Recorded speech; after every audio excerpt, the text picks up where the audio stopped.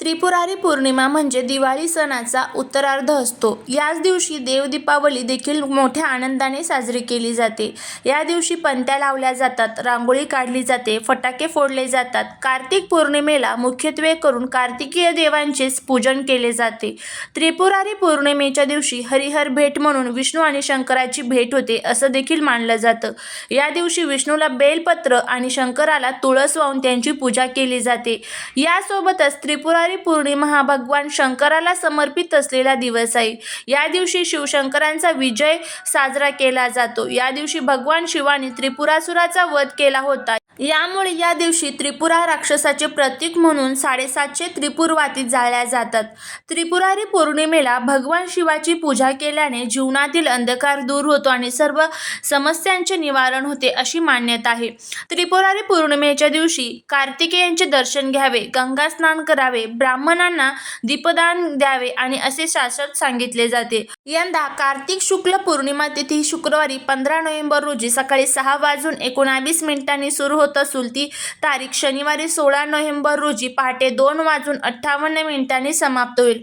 अशा स्थितीत उदया तिथीच्या निमित्ताने कार्तिक पौर्णिमा शुक्रवारी 15 नोव्हेंबर रोजी साजरी केली जाणार आहे.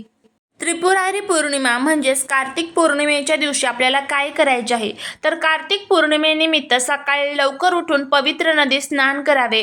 कार्तिक पौर्णिमेच्या दिवशी भगवान विष्णू, माता लक्ष्मी आणि भगवान शिवशंकर यांची पूजा करावी.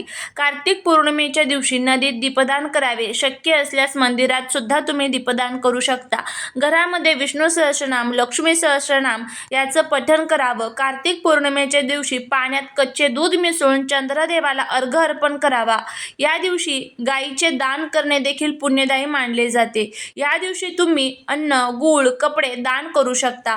त्याचबरोबर या दिवशी काही ज्या चुका आहेत तर त्या प्रामुख्याने आपल्याला टाळायच्या असतात. त्यामध्ये चांदीची भांडी किंवा दूध दान करू नये. या दिवशी घरामध्ये अंधार ठेवू नये. कार्तिक पौर्णिमेच्या दिवशी तामसिक अन्न ग्रहण करण्यास मनाई असते. या महान सणाला ज्येष्ठांचा अपमान करू नये किंवा अपशब्द वापरू नयेत. या दिवशी गरीब, असहाय्य आणि गरजूंना रिकाम्या हाताने परत पाठवू नये. आपल्या क्षमतेनुसार अन्नदान आणि धान्यदान नक्कीच करावे. तर अशा पद्धतीने ही संपूर्ण कार्तिक त्रिपुरारी पौर्णिमा जी आहे तर ती आपल्याला साजरी करायची आहे. आपल्या घरामध्ये उद्या भगवान शिवशंकर आणि भगवान विष्णू यांची प्रार्थना, पूजा, अर्चना करायची आहे. माता लक्ष्मीची पूजा करायची आहे. घरामध्ये जे काही त्रास आहे, दुःख आहे, दोष आहे, दारिद्र्य, अडचणी आहेत तर त्या दूर व्हाव्यात यासाठी विष्णू आणि लक्ष्मीला प्रार्थना करायची आहे. तर ह्या सर्व गोष्टी केल्यानंतर उद्या आपल्याला सकाळीच गाईला काही वस्तू खाऊ घालायची आहे. आपल्या जीवनामध्ये जी काही संकट आहे तर ती संपावी. आपल्या घराची, पतीची, मुलांची खूप भरभरून प्रगती व्हावी. घरामध्ये जो पैसा येतो तो टिकावा. बघा, अखंड लक्ष्मी प्राप्त व्हावी असं प्रत्येकाला वाटतं. आपल्या कष्टानुसार आपल्या घरामध्ये पैसा यावा यासाठी आपण अनेक प्रयत्न करत असतो. पण काय होतं, कुठेतरी आपल्या त्या प्रयत्नांना यश मिळत नाही आणि आपण जे काही काम हातामध्ये घेतलेलं आहे तर ते शेवटी सोडून देत असतो. पण सर्वांनाच माहीत आहे की गाय जी असते तर तिच्यामध्ये 33 कोटी देवी देवतांचं निवासस्थान असतं. गायीची सेवा केल्यामुळे साक्षात आपल्याला परमेश्वराची सेवा केल्याचं पुण्य मिळत असतं. तर त्रिपुरारी पौर्णिमेच्या दिवशी म्हणजेच उद्या तुम्हाला सकाळी गायीला काही वस्तू खाऊ घालायच्या आहेत.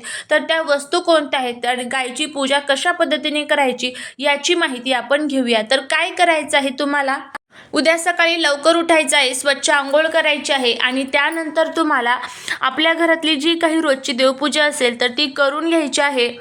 गाईला आपण गोमाता म्हणत असतो. गाईमध्ये साक्षात माता लक्ष्मी आणि भगवान विष्णू निवास करत असतात.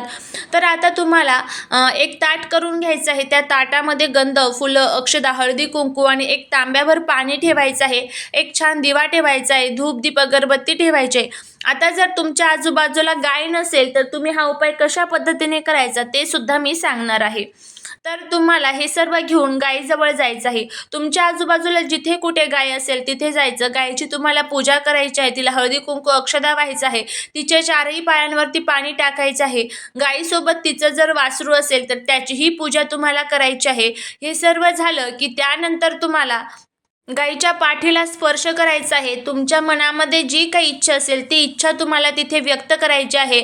आणि गाईच्या पायाखालची जी माती असते तर ती आपल्याला थोडीशी उचलून आपल्या ताटामध्ये ठेवायची आहे आणि ती नंतर आपल्याला घरी येत असताना आपल्यासोबत घेऊन यायची आहे. तर अशा पद्धतीने संपूर्ण गायीची पूजा झाली की त्यानंतर आपल्याला गाईला एक नैवेद्य खाऊ घालायचा आहे. हा नैवेद्य तुम्हाला घरून येत असतानाच बनवून आणायचा आहे. तर आता हा नैवेद्य कशा पद्धतीने बनवायचा आहे?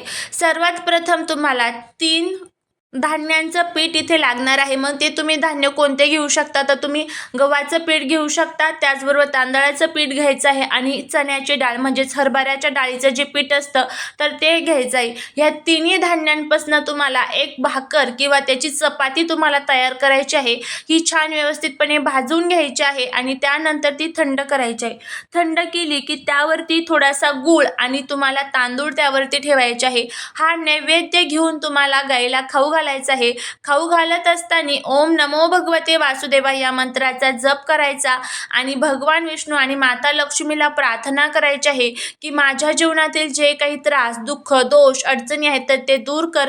तुमची कृपा सदैव माझ्या घरावरती राहू दे, अशी आपल्याला देवीला प्रार्थना करायची आहे. तर अशा पद्धतीने आपल्याला हा उपाय करायचा आहे. तर तुम्ही करून बघा, नक्कीच तुम्हाला त्याचा अनुभव येईल. आता गाईला नैवेद्य खाऊ घातला की त्यानंतर तुम्हाला जे पाणी असतं तर ते सुद्धा गाईला पाजायचं आहे. कारण त्याशिवाय आपला हा जो उपाय आहे तर तो ग्राह्य मानला जात नाही किंवा पूर्ण मानला जात नाही.